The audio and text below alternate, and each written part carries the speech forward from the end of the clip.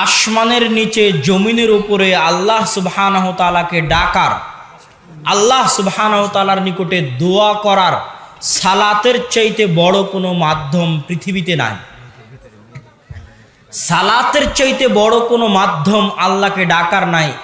এক, রাসূল সাল্লাল্লাহু আলাইহি ওয়াসাল্লামের বৃষ্টি প্রার্থনার দরকার, বৃষ্টি চাওয়ার দরকার। বৃষ্টি হয় না, যুগ যুগ থেকে, বহুদিন থেকে বৃষ্টি হয় না। রাসূল সাল্লাল্লাহু আলাইহি ওয়াসাল্লাম চাইলে সব সাহাবীকে একত্রিত করে হাত তুলে দোয়া করে বৃষ্টি চাইতে পারতেন আল্লাহর নিকটে। রাসূল সাল্লাল্লাহু আলাইহি ওয়াসাল্লাম হাত তুলে দোয়া করার মাধ্যমে একসাথে বৃষ্টি না চেয়ে মানুষকে নিয়ে চলে গেলেন মাঠে।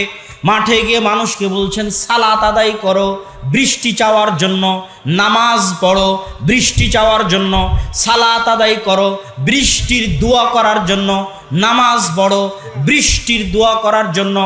সাহাবী বলছে সূর্যগ্রহণ লেগেছে, আমি রাসূল সাল্লাল্লাহু আলাইহি ওয়াসাল্লামকে দেখতে চাই যে সূর্যগ্রহণের মতো বিপদ থেকে বাঁচতে রাসূল সাল্লাল্লাহু আলাইহি ওয়াসাল্লাম কি করেন। সাহাবী তীর ধনুক ফেলে দিয়ে দৌড়াচ্ছেন। মসজিদে গিয়ে দেখেন রাসূল সাল্লাল্লাহু আলাইহি ওয়াসাল্লাম সূর্যগ্রহণের বিপদ থেকে বাঁচার জন্য সালাত আদায় করতেছেন। সূর্যগ্রহণের বিপদ থেকে বাঁচার জন্য আল্লাহ রাসূল চাইলে একসাথে হাত তুলে দোয়া করতে পারতেন সাহাবীদেরকে নিয়ে, সেটা না করে রাসূল সাল্লাল্লাহু আলাইহি ওয়াসাল্লাম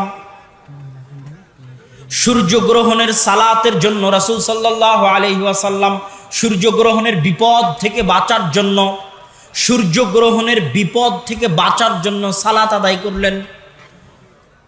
সূর্যগ্রহণের বিপদ থেকে বাঁচার জন্য সালাত আদায় করছেন, জানাজ বৃষ্টি প্রার্থনার জন্য সালাত আদায় করছেন।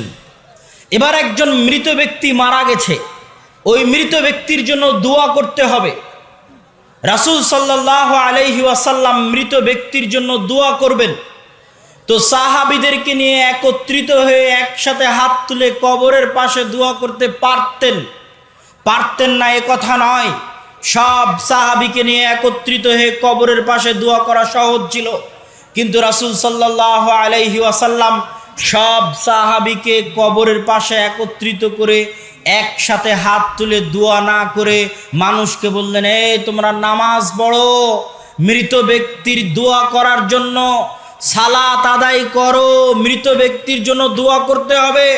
হে মানুষ, এর সঙ্গী সাথী, মৃত ব্যক্তির জন্য দোয়া করতে হবে তাই নামাজ পড়ো, মৃত ব্যক্তির জন্য দোয়া করতে হবে তাই সালাত আদায় করো। ওই মৃত ব্যক্তির জন্য দোয়া করার জন্য সালাত আদায় করলেন। বৃষ্টি চাইবেন, বৃষ্টি চাওয়ার জন্য সালাত আদায় করলেন। সূর্যগ্রহণের বিপদ থেকে বাঁচতে চাচ্ছেন, এই জন্য সালাত আদায় করলেন। জাকারিয়া আলাইহিস সালাতু ওয়াস সালাম চুল পেকে গেছে, দাড়ি পেকে গেছে, স্ত্রী বন্ধা। কুল্লামা দাখালা আলাইহা জাকারিয়াল মিহরাব ওয়াজাদা ইনদাহা রিজকা, যখনই জাকারিয়া প্রবেশ করেন মারিয়ামের মেহরাবে, দেখেন তার নিকটে অসময়ের ফল। তখন তিনি জিজ্ঞেস করেন, মারিয়াম আন্না লাকি হাদা, কোথায় থেকে আসে অসময়ের ফল? ক্বালাত হিয়া মিন ইনদিল্লাহ, এই অসময়ের ফল আল্লাহর নিকট থেকে, আল্লাহর পক্ষ থেকে আসে। ইন্নাল্লাহা ইয়ারযুকু মান ইয়াশা বিগাইরি হিসাব, আল্লাহ যাকে, মানুষ বিপদে পড়লে ফোন দিলে আর 5টা মানুষ রেডি থাকে উদ্ধার করার জন্য, কিন্তু আল্লাহর নবীর প্রিয় নবী খলিলুর রহমান, আল্লাহর বন্ধু, তার প্রথম স্ত্রী সারা বিপদে আছে। ইজ্জত বাঁচানোর দরকার, আব্রু বাঁচানোর দরকার, সম্মান বাঁচানোর দরকার, সতীত্ব বাঁচানোর দরকার, কিন্তু আসমানের নিচে জমিনের উপরে কেউ নাই যে তাকে উদ্ধার করতে পারে, কেউ নাই যে তাকে বাঁচাতে পারে, একমাত্র সাহায্যকারী আল্লাহ। ওই রকম কঠিন পরিস্থিতিতে একজন সতী নারী, একজন সাধবী নারী, একজন নিজের লজ্জাস্থান হেফাজতকারী নারী আল্লাহর কাছে ভিক্ষা চাইবে নিজের লজ্জাস্থানের পবিত্রতা, আল্লাহর কাছে ভিক্ষা চাইবে নিজের আব্রুর পবিত্রতা, আল্লাহর কাছে ভিক্ষা চাইবে নিজের সম্মানের পবিত্রতা।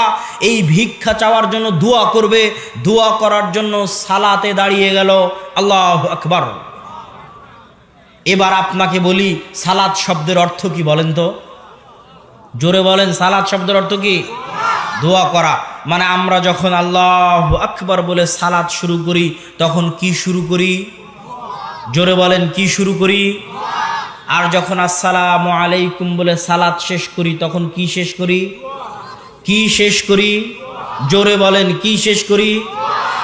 এখন এই দোয়া পৃথিবীতে আসমানের নিচে জমিনের উপরে আল্লাহর কাছে চাওয়ার সবচেয়ে বড় মাধ্যম, দোয়া করার সবচেয়ে বড় মাধ্যম সালাত। বৃষ্টি চাইবে নবী মুহাম্মদ, দোয়া করবে আল্লাহর কাছে বৃষ্টি চাওয়ার জন্য। সালাত আদায় করলেন, সূর্যগ্রহণের বিপদ থেকে বাঁচবেন। সালাত আদায় করলেন, মানুষের মৃত ব্যক্তির জন্য দোয়া করবেন। সালাত আদায় করবেন, নবী জাকারিয়ার সন্তানের দরকার, দোয়া করবেন। সালাত আদায় করলেন, সারার ইজ্জতের হেফাজতের দরকার, দোয়া করবেন। সালাত আদায় করলেন। আর আমার এবং আপনার গ্রামের মানুষ বলছে সালাত শেষ হওয়ার পরে যে হুজুর দোয়া করালো না, এই কথা বলা মানে ওই সালাতের অপমান করা। ওই সালাতের অপমান, যেই সালাত আসমানের নিচে জমিনের উপর কিসের সবচেয়ে বড় মাধ্যম? কিসের সবচেয়ে বড় মাধ্যম?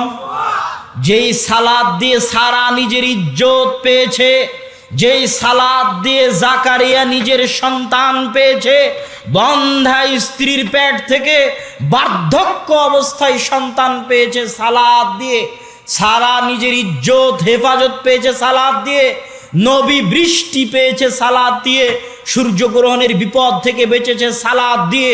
ওই সালাত যদি আপনার দোয়ার জন্য যথেষ্ট না হয় তাহলে সালাত কাকে বলে এটা আপনি জানেন না। আপনাকে আরো 100 বছর পড়তে হবে সালাত কাকে বলে এটা জানার জন্য। রাসূল সাল্লাল্লাহু আলাইহি ওয়াসাল্লামের সাহাবীর ক্ষমার দরকার, জান্নাতের দরকার। আল্লাহ রাসূল ক্ষমার জন্য জানাজার সালাত কায়েম করলেন। জানাজার সালাতে শিখিয়ে দেওয়া আল্লাহ রাসূলের দুইটা দোয়া, কিয়ামত পর্যন্ত সকল আলেম ওলামা কবরের পাশে দাঁড়িয়ে একসাথে হাত তুলে দোয়া করতে গিয়ে যত দোয়া তৈরি করবে ওই রকম হাজারো লাখো দোয়ার চাইতে উত্তম এবং শ্রেষ্ঠ দোয়া হচ্ছে জানাজার সালাতের এই দুটো দোয়া, যেটা আল্লাহ রাসূল শিখিয়ে গেছেন। আল্লাহর রাসূল দোয়া করার জন্য সালাত দিয়ে গেলেন। ওই সালাত যদি আপনার দোয়ার জন্য যথেষ্ট না হয়, মৃত ব্যক্তির দোয়া করার জন্য আল্লাহর রাসূলের দেওয়া সালাত যদি যথেষ্ট না হয়, তাহলে আপনি যদি বলেন যে দোয়া হলো না, হুজুরে দোয়া করলো না, তাহলে আপনি জানাজার সালাতকে অপমান করলেন। জানাজার সালাতের অপমান বরদাস্ত করার মতো নয়। জানাজার সালাতের অপমান আপনি কোন সাহসে, কোন বুদ্ধিতে, কোন হুঁশে জানাজার সালাতের অপমান করছেন? বলছেন দোয়া হয়নি। নাউযুবিল্লাহ ওয়াল ইয়াজ বিল্লাহ। দোয়া করার জন্যই তো জানাজার সালাত দেওয়া হয়েছে। এখন আপনার জানাজার সালাতের দোয়া মুখস্থ নাই, সেটা আপনার ব্যর্থতা। ওই জানাজার সালাতে দাঁড়িয়ে মৃত ব্যক্তির জন্য দোয়া করলে দোয়া যেই পরিমাণ কবুল হবে, ওই কবরের পাশে সবাই মিলে একসাথে দাঁড়িয়ে দোয়া করলে ওই দোয়া ওইভাবে কবুল হবে না। আল্লাহর কাছে কবুল হওয়ার জন্য সবচেয়ে বড় মাধ্যম হচ্ছে দোয়া চাওয়ার সালাত।